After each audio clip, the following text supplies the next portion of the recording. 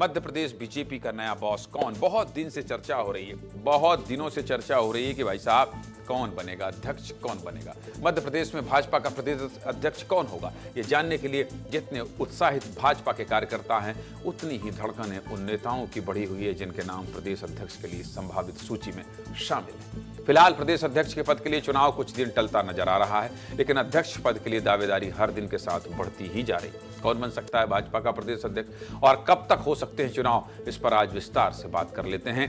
बहुत सारी शंकाओं के बादल जो मंडरा रहे हैं उससे पर्दा हटाने की कोशिश करते हैं। मध्य प्रदेश में भाजपा के प्रदेश अध्यक्ष के चुनाव से पहले जिला अध्यक्षों की घोषणा होनी है और अब 50% जिलों के अध्यक्षों की घोषणा हो जाएगी। उसके बाद ही प्रदेश अध्यक्ष का चुनाव संभव होगा।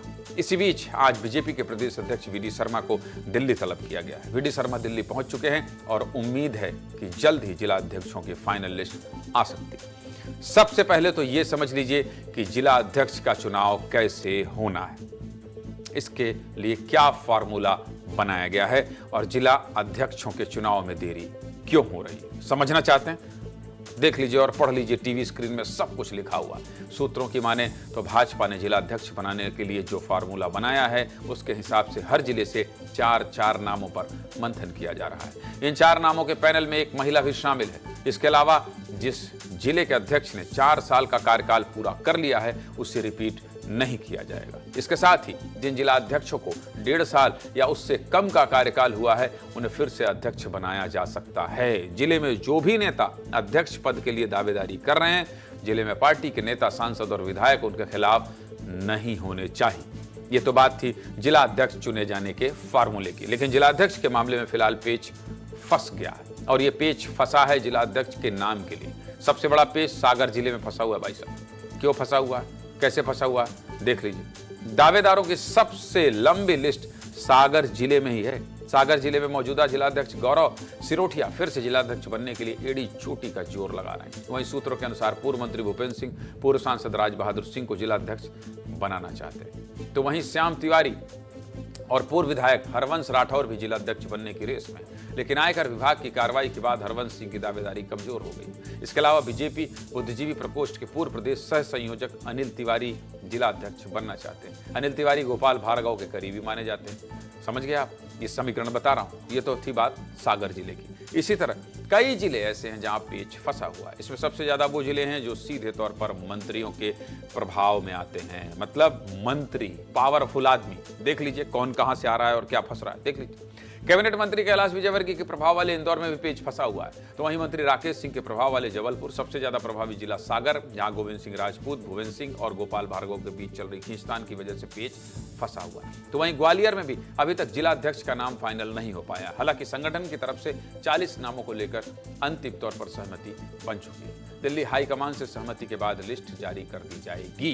ये तो बात थी जिला अध्यक्षों की, और जब जिला अध्यक्षों की घोषणा हो जाएगी उसके बाद ही प्रदेश अध्यक्ष का चुनाव हो पाएगा या हो सकेगा। और प्रदेश अध्यक्ष बनने के लिए भी जोर आजमाइश कम नहीं है। कई दिग्गज नेता अपने अपने हिस्से का प्रयास कर रहे हैं। वैसे तो सब कुछ भाजपा हाईकमान को ही तय करना है। प्रदेश अध्यक्ष तो वही बनेगा जिसकी संगठन में भी अच्छी पकड़ होगी और पब्लिक में लोकप्रिय होगा। लेकिन फिर भी जो नाम चर्चा में है उनके बारे में विस्तार से बात कर लेते हैं। चलिए आपको बता देते हैं।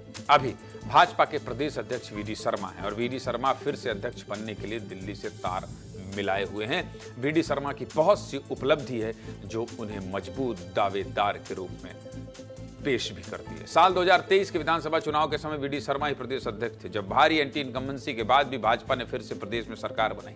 और 2024 के लोकसभा चुनाव में जब भाजपा अकेले अपने दम पर केंद्र में बहुमत लाने में असफल रही, उसके बावजूद मध्य प्रदेश में भाजपा ने 29 में से 29 लोकसभा सीट जीतकर मध्य प्रदेश को अपने अभेद किले के रूप में स्थापित किया। तब प्रदेश अध्यक्ष वी डी शर्मा ही थे और ये दोनों ही चुनाव वी डी शर्मा के लिए मुकुट के हीरे के समान है। इसके अलावा वी डी शर्मा का कार्यकाल बिना किसी विवाद के शांतिपूर्ण तरीके से गुजरा है। वी डी शर्मा अपने सौम्य और शालीन स्वभाव के लिए जाने जाते हैं, इसलिए वी डी शर्मा के दोबारा अध्यक्ष बनने की संभावना से इंकार नहीं किया जा सकता। अब बात आती है उन नेताओं की जिनका नाम प्रदेश अध्यक्ष के लिए संभावित नाम में शामिल है। इस लिस्ट में पहला नाम किसका है? नरोत्तम मिश्रा का है। देख लीजिए, नरोत्तम मिश्रा की ताकत की बात करें तो नरोत्तम मिश्रा पार्टी के बड़े ब्राह्मण चेहरे हैं, पार्टी संगठन में अच्छी पकड़ रखते हैं। इसके अलावा नरोत्तम मिश्रा को संगठन का जानकार भी माना जाता है और शिवराज सरकार में एक सफल गृह मंत्री के तौर पर उनका कार्यकाल दर्ज है। वहीं नरोत्तम मिश्रा की कमजोरी की बात करें तो 2023 के विधानसभा चुनाव में नरोत्तम मिश्रा खुद का चुनाव हार गए थे। जनता के बीच नरोत्तम मिश्रा की छवि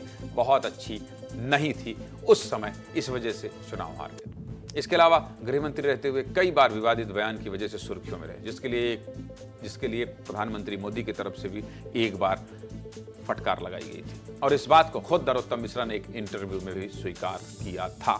इसके अलावा प्रदेश अध्यक्ष के लिस्ट में अगला नाम डिप्टी सीएम राजेंद्र शुक्ला का है। राजेंद्र शुक्ला की ताकत की बात करें तो वो विंध्य क्षेत्र के बड़े क्षत्रप हैं और अपने क्षेत्र में मजबूत पकड़ रखते हैं। संगठन में उन्हें पसंद किया जाता है और शांत सौम्य छवि के हैं, विवादों से कोई लेना देना नहीं। प्रदेश अध्यक्ष के लिए संभावित नामों में अर्चना चिटनीस का भी नाम शामिल है। अर्चना प्रदेश में संगठन की सबसे मजबूत महिला नेता है। संघ और संगठन दोनों जगह मजबूत पकड़ रखती है, पार्टी की रीति और नीति को खूब समझती हैं और संगठन को आगे ले जाने का दम उनमें है। भाजपा के प्रदेश अध्यक्ष के लिए आदिवासी वर्ग से सुमेर सिंह सोलंकी के नाम पर भी पार्टी हाईकमान विचार कर रहा है।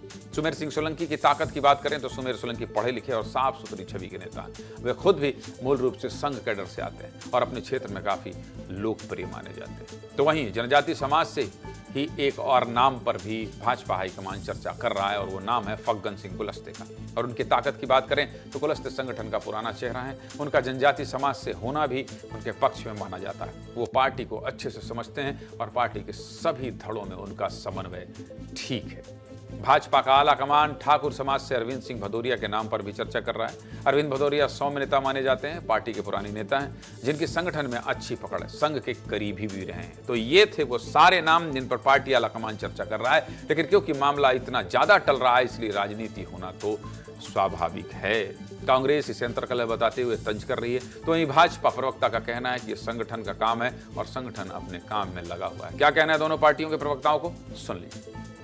देखिए, मध्य प्रदेश की भाजपा में अंतरकलह अब सड़कों पर नजर आने लगी। जिला अध्यक्षों की नियुक्ति को लेकर लंबे समय से मंथनों का दौर चालू है, परंतु भाजपा के वरिष्ठ नेताओं में समन्वय नहीं बन पा रहा। पूरा संगठन आज सिंधिया जी के कदमों में झुका हुआ है। जिस तरीके से पूर्व कांग्रेसियों को एडजस्ट करने के लिए जो मूल भाजपा के कार्यकर्ता हैं, इन लोगों के भविष्य के साथ में खिलवाड़ किया जा रहा है। देखिए, भारतीय जनता पार्टी में एक प्रत्यक्ष और पारदर्शी निर्वाचन प्रक्रिया से निर्वाचन को किया गया है, तो स्वाभाविक तौर पर विभिन्न जिलों से नामों के जो पैनल आए हैं उसकी शॉर्ट लिस्टिंग में कुछ समय लग रहा है। बाकी इस दिशा में नेतृत्व पूरी तरीके से गंभीर है और एक स्वच्छ और पारदर्शी प्रक्रिया के अंतर्गत जो हमने यह बूथ से लेकर के राष्ट्रीय स्तर तक का चुनाव कराने का एक अभियान चलाया है वो अपनी सफलता की ओर अग्रसर है और जल्द ही नामों की घोषणा के पश्चात हम प्रदेश स्तर के चुनावों के लिए आगे बढ़ेंगे। जिला अध्यक्ष के लिए कहां पेच फंसा हुआ है, प्रदेश अध्यक्ष कौन बन सकता है, आपको सब कुछ विस्तार से बता दिया। आगे जो भी अब फाइनल होगा सबसे पहले आपको विस्तार न्यूज में हम आपको बताएंगे और दिखाएंगे कि आपके प्रदेश का अध्यक्ष किसको बनाया गया।